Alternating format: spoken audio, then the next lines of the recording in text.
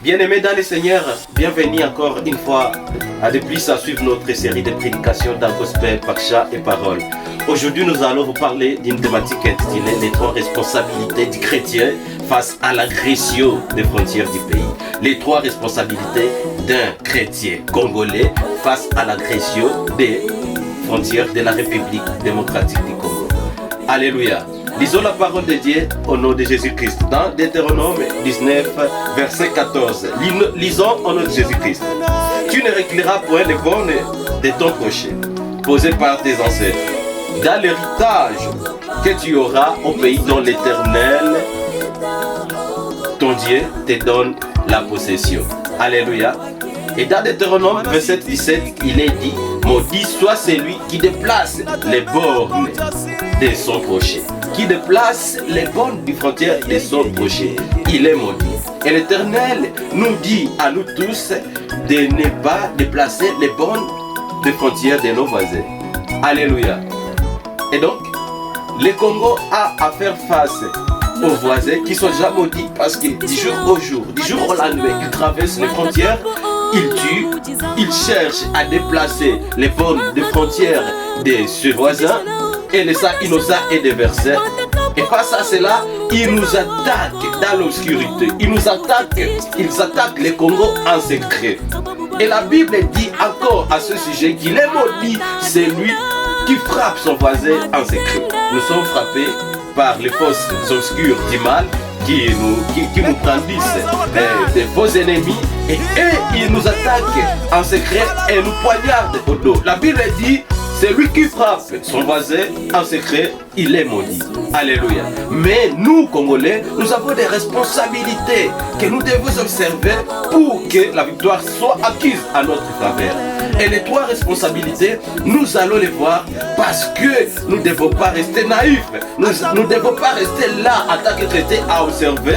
Nous avons aussi des responsabilités spirituelles. Nous avons aussi des responsabilités qui sont dues au patriotisme.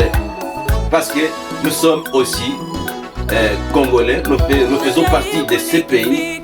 Et ces pays qui nous a vu naître, nous ne devons pas les voir observer, crever comme ça, sans agir. Eh bien, la première responsabilité est de faire pleinement confiance à Dieu.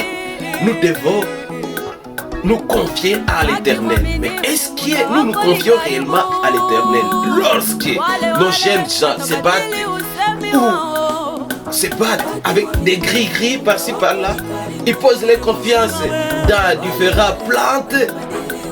Ils posent leur confiance dans des objets taillés, dans des gris-gris qu'ils posent dans les bras, qu'ils posent dans des hanches. Et ils vont combattre avec ça. Et en même temps, ils évoquent Dieu. Ça montre qu'ils n'ont pas une position exacte. Ils sont brillants. Et l'Éternel dit, ceux-là qui sont brillants, je les vomirai. Parce que moi je ne supporte pas ceux-là qui n'ont pas de position. Eh bien, si nous voulons que les Congo gardent cette guerre d'agression, nous devons faire pleinement confiance. Lui donner 100% de notre confiance parce que c'est lui qui est capable de nous délivrer des attaques de l'ennemi. Alléluia. Donnons confiance à Dieu. Invoquons son nom parce que il est l'Éternel, le grand Dieu tout-puissant. Comme Josaphat, il a dit, même si j'ai affaire face à des multitudes, même si j'ai affaire face à des Ammonites et à des Moabites, lesquels violent mes frontières et ils viennent me combattre. Mais moi, mes yeux regardent l'Éternel parce qu'il s'élèvera et il combattra et la victoire sera du côté des Juifs.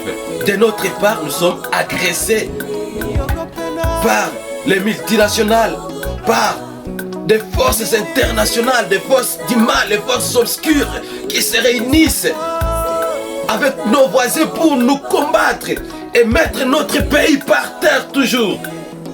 Mais nous devons nous confier à Dieu. Apprenons à notre jeunesse d'être unis à une seule armée, se confier à l'Éternel, ne posant pas le fondement de sa confiance dans des gris-gris, dans des plantes médicinales, dans des fétiches. Et plutôt le peuple congolais, l'armée congolaise, toute la jeunesse congolaise devrait s'éliguer ensemble, posa leur confiance en Dieu le Père, et les chrétiens pria pour ces jeunes afin qu'ils aillent combattre. Et là, ils nous reviendront avec la victoire et nos frontières seront respectées parce que la victoire sera des nôtres. Amen. Le respect du pays s'impose par la force. Et cette force également doit être posée dans les fondements de la prière. Alléluia. Qui est la deuxième responsabilité de l'Église. La deuxième responsabilité des chrétiens, c'est de prier. Prier pour le pays.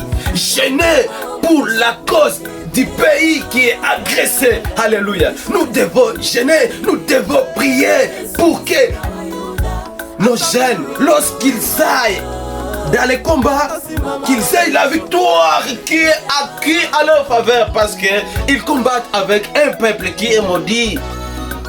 Et la Bible dit, maudit soit celui qui combat les voisins en secret. Maudit soit celui qui combat son voisin en secret. On nous brandit des fausses rébellions, mais celui qui nous combat, il est caché derrière. Il est maudit. Vous combattez avec celui qui est maudit, évitez la malédiction. Nous devons éviter la malédiction, comme je l'ai dit. Amen. Ensuite, nous prierons, nous jeûnerons, nos jeunes prieront, ils prendront même les armes et la victoire sera des nôtres. Comme troisième responsabilité de l'Église, des chrétiens, nous devons apprendre à nos jeunes à être patriotes, à aimer le pays réellement, de vrai amour, parce que le pays est sacré. Nous devons aimer notre pays, le pays est sacré. Alléluia. Nous devons défendre notre pays, mais le patriotisme doit primer sur toutes choses. C'est l'amour de l'argent qui nous amène au traîtrisme. Et même nous voyons les Congolais qui se disent des pères et des mères, rallier la partie de l'ennemi, une partie qui est maudite. Et nos compatriotes vont se rallier avec les gens pareils. Est-ce qu'ils oublient qu'eux aussi, ils seront maudits et ils vont acquérir la malédiction? Alléluia. Et donc, aimons le pays plus que l'argent. Ne trahissons pas le pays à cause de l'argent. Aimons notre pays. Combattons pour notre pays. Et la victoire sera des nôtres. Et les bornes de nos frontières seront respectées